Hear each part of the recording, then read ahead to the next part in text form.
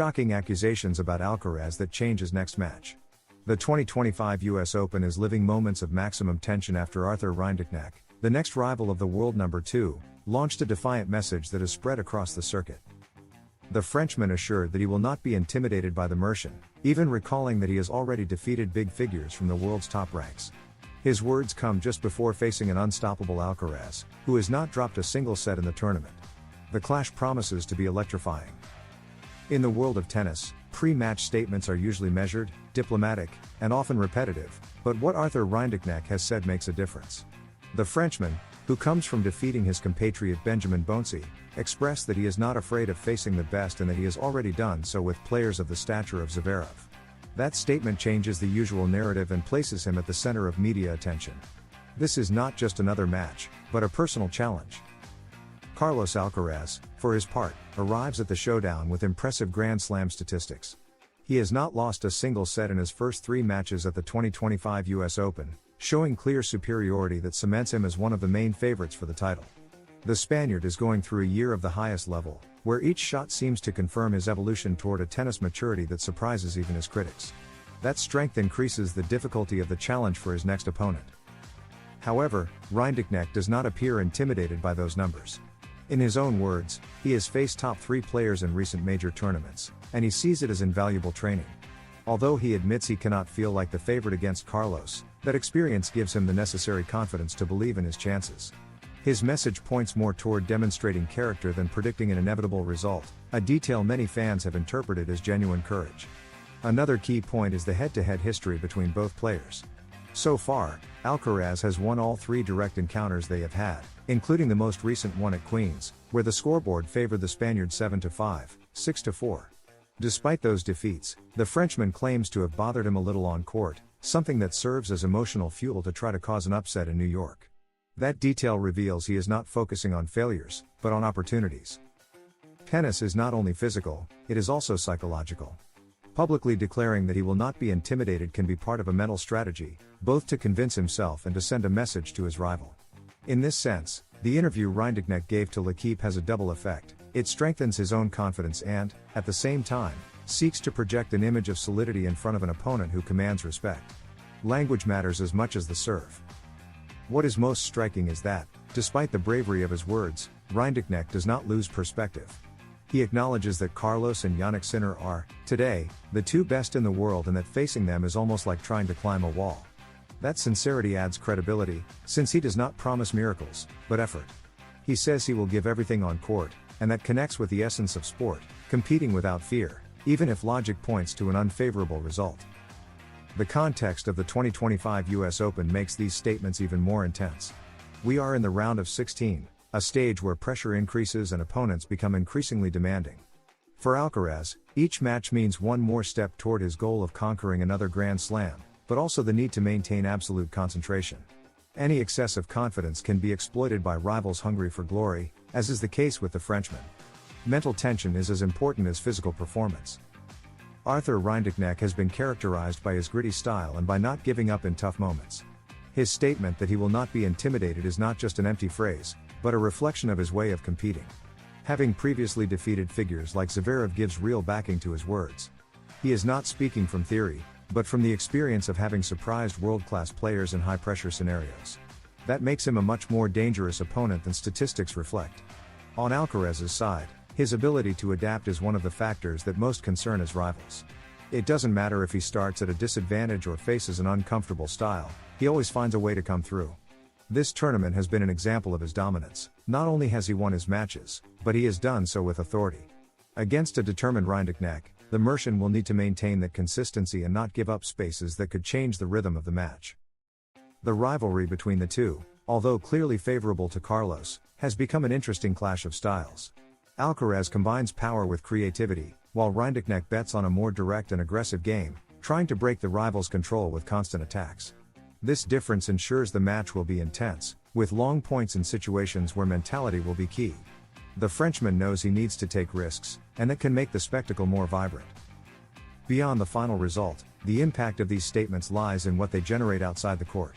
Fans now expect a match with an extra ingredient, the narrative of "I will not be intimidated" against the figure of the young phenomenon who sweeps through every tournament. This turns a round of 16 match into a high-voltage media duel, where attention will be on both performance and attitude. The atmosphere promises to be unique.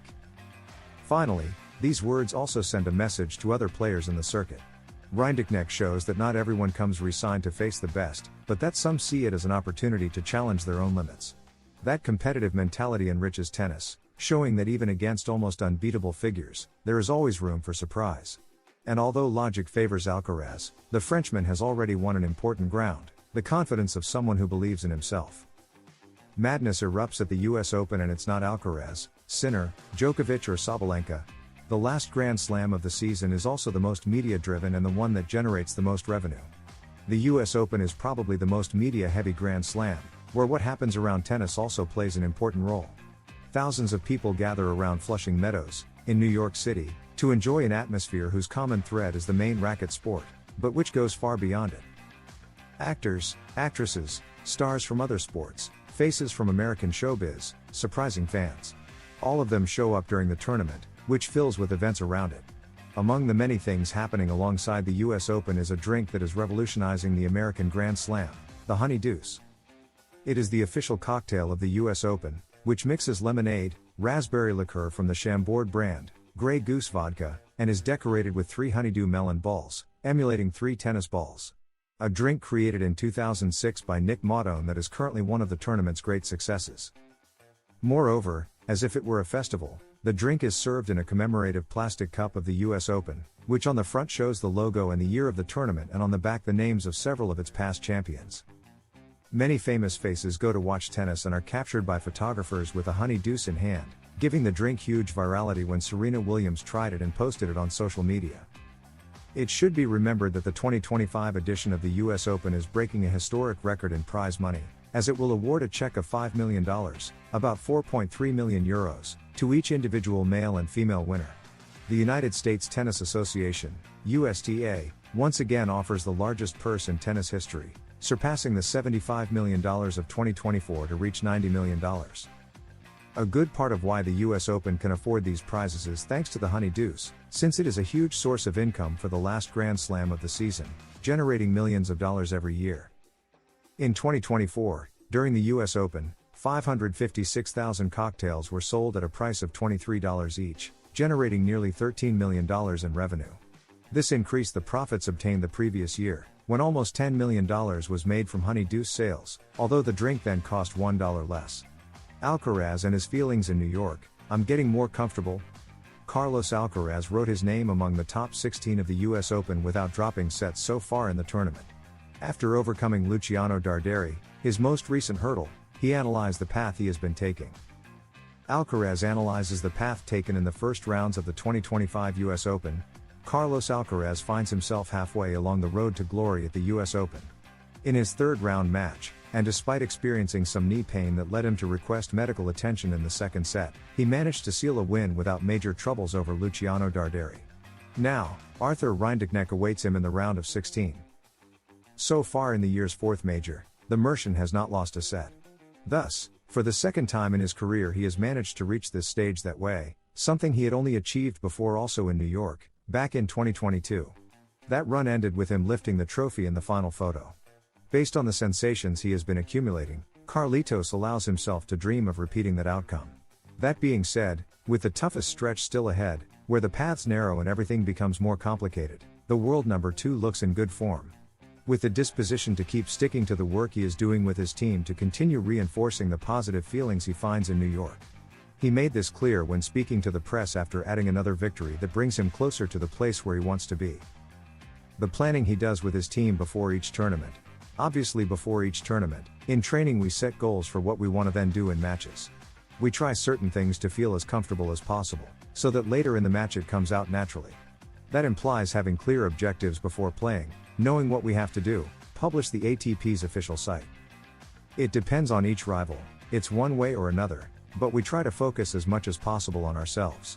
I talk about it with the team and I have it clear internally. I don't need to write it down, although sometimes it is necessary. How he feels at Flushing Meadows. After these first 3 matches I still feel very good, with a lot of confidence, with good rhythm. I am very demanding with myself and I always think more about the mistakes than about what I have done well. Today there were some shots that didn't go as I would have liked, the down the line forehand didn't work as I wanted either, but in general good rhythm, good shots, and few mistakes within my game. I'm happy with how things are going. I'm getting more comfortable, I'm going upwards. The bad memory from last year in New York, I'm trying not to do the same as last year. I want to improve, do things much better. Every time I step on court I am focused from the first point to the last, and I take last year as motivation to come hungrier, more ambitious, to do great things. This is a place where I love to play, the energy is incredible. So I try to feel the love of the people and play as many matches as possible. That motivates me.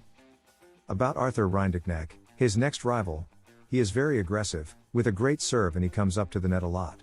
It's going to be complicated, but I'm focused on myself, on the fact that I am playing very well and feeling comfortable physically and mentally. I try to think about my goals, about my game, and we'll see. It's going to be a very interesting match.